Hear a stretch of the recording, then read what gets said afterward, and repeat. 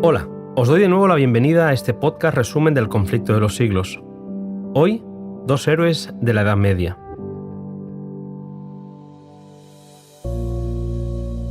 Los tiempos de los reformadores quedan lejos de nosotros.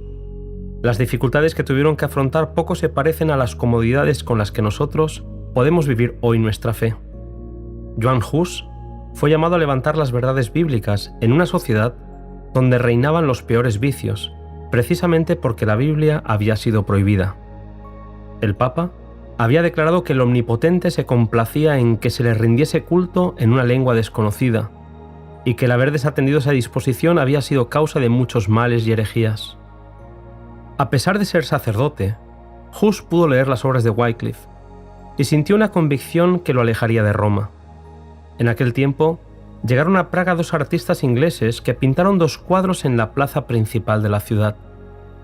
En uno de los cuadros se podía ver al humilde Galileo en su entrada triunfal a Jerusalén, rodeado por sus discípulos. En el otro cuadro, se podía ver una de aquellas majestuosas y deslumbrantes procesiones papales. La mansedumbre de Cristo contrastaba con el orgullo y la arrogancia del Papa. Los cuadros hicieron una profunda impresión en la mente de Hus y lo indujeron a estudiar con más empeño la Biblia y los escritos de Wycliffe. Inmediatamente comenzó a denunciar el orgullo, la ambición y la corrupción del clero.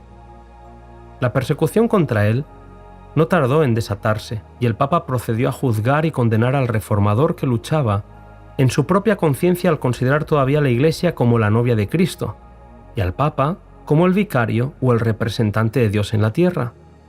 Cada vez con más claridad entendió que la Biblia debería ser la única norma para su conciencia. Siguió predicando con claridad la palabra de Dios y la gente recibía con mucho gusto sus enseñanzas. Pronto se le unió Jerónimo, que también había estudiado los escritos de Wycliffe. Mediante los esfuerzos unidos de ambos, la reforma progresó con mayor rapidez. Poco a poco el Señor iba revelando más luz a aquellos hombres valientes que habrían de sacar al pueblo de Dios de aquellas densas tinieblas. Mientras tanto, en Roma, 3 eran los papas rivales que luchaban por el trono. El emperador se vio obligado a convocar un concilio en Constanza, donde fueron convocados los 3 aspirantes a papa y el mismo Hus como promotor de las ideas nuevas. El peligro para la vida del reformador era evidente, y aunque viajó protegido por el rey de Bohemia y por el mismo emperador, Hus encontraría finalmente la muerte en aquel concilio. Cuando hubo terminado su exposición, fue arrojado en la cárcel. No estaría solo. El concilio decidió la destitución de los otros 2 antipapas, y un nuevo papa fue nombrado en su lugar. A pesar de gozar de la simpatía del emperador, Hus fue condenado a muerte. Cuando se le exigió que escogiese entre retractarse de sus doctrinas o sufrir la muerte, eligió la suerte de los mártires. Afirmó: «Estimo su salvación más que este pobre cuerpo destinado a morir». Su voz quedó acallada en las llamas de la hoguera. Hus ya no existía, pero las verdades por las cuales había muerto no podían perecer. Poco después fue Jerónimo el que fue encarcelado para sufrir el mismo destino que Hus. Las autoridades papales lo colocaron en una celda donde permaneció 1 año en condiciones extraordinariamente penosas. Lo obligaron a retractarse y Jerónimo, debilitado por la enfermedad, accedió a lo que le pedían, hasta que su conciencia le hizo tomar una decisión. No volvería a negar a su Señor para escapar de un breve periodo de sufrimiento. En breve, se falló sentencia de muerte contra él.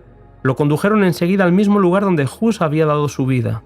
Fue al suplicio cantando, iluminado el rostro de gozo y de paz. Las llamas hicieron su labor y Jerónimo también selló su testimonio de fe con la muerte.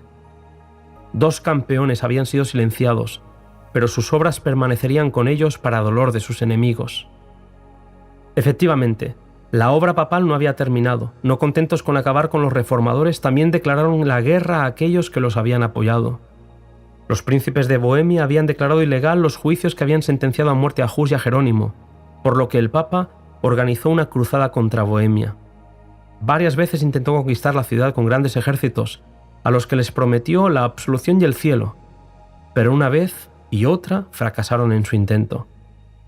Como en el pasado, lo que no se consiguió por la fuerza se conseguiría por la astucia del engaño, pero a pesar de los intentos papales, la luz de la verdad brillaba cada vez con más fuerza en Europa.